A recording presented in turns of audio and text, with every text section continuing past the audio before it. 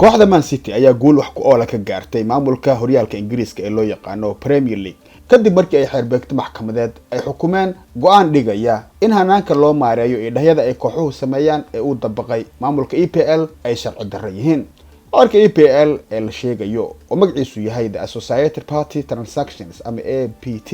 ayaa waxa la sheegay in looga gol lahaa in milkiilayaasha naadiyaasha looga hor istaago inay si kas ah lacag badan ugu qoraan naadiga idh ahaan. waxaana waliba xeerkan lagu soo beegay kadib markii ay dawladda Sacuudigu la wareegtay kooxda Newcastle ee isla dalka Ingiriiska si milkiilayaashan tadhacay ee hodanka ah looga baajiyo inay lacag badan idhahaan ugu shubaan jeebabka kooxda si ay kooxdu suuqa kala iibsiga xoog weyn ugu qabsato iyagoo isla markaana dhinac maraya hanaanka loo yaqaano dhaqaale wanaaga ee Financial Fair Play ama FFP. kiiska City tusaale ahaan Premier League ayaa waxa uu kooxda ka diiday heshiis idh ahaa oo ay soo bandhigtay dabayaaqadii 2023 iyo sidoo kale mid kale oo ay la gali lahayd banka ku yaala magaalada Abu Dhabi ee caasimadda Imaaraadka.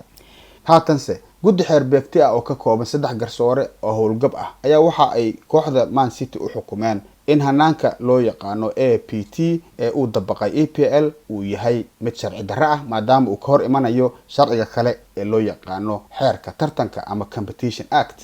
go'aankan ayaana dabcan waxa uu mowjado qaraxa u diraya kubadda cagta Ingiriiska isla markaana waxa uu jug weyn ku yahay maamulka Premier League gaar ahaan ninka xukuma ee Richard Masters. waayo waxa uu bedeli doonaa hanaanka uu maamulka EPL u maareeyo maaliyadda kooxaha. warqaadka Mail Sport ayaana waxa uu fahamsan yahay in Premier League ay haatan kulan degdeg ah isugu yeeri doonaan dhammaanba kooxaha horyaalka Ingiriiska toddobaadka soo aadan si looga arinsado waxa la yeelayo ee xiga. City oo iska leeyihiin qoys ka tirsan dadka xukuma Imaaradda Abu Dhabi oo sidoo kale ah caasimadda Imaaraadka ayaa waxa loo haystay eedo gaaraya ilaa 115 meelaha qaarna xataa lagu qoray inay cagcageynayaan ilaa 130 ee si khaldan loo qoray ayaa hore waxay u sheegtay in xeerka APT uu yahay mid cadaalad darro ah oo ka dhan ah sidoo kale milkiilayaasha ka yimaada bariga dhexe. Man City iyo maamulka EPL ayaa labaduba waxa ay imika soo dhaweeyeen go'aankan balse dacwadu halka kuma dhamaanin. yeelkeeda waxaa jira ilaa 8 kooxood oo ka dhisan horyaalka Ingiriiska oo ay warbaahinta Ingiriisku imika ku cadeysay in ay ku marqaati fureen kooxda Man City waxaana kamid ah kooxo waaweyn sida Arsenal iyo Man United iyo sidoo kale Liverpool oo ay soo raacaan kooxaha kale ee Wolves, West Ham United, Bournemouth, Brentford iyo Fulham. imikana aynu eegno sheekooyinka koobkoobna ee kubadda.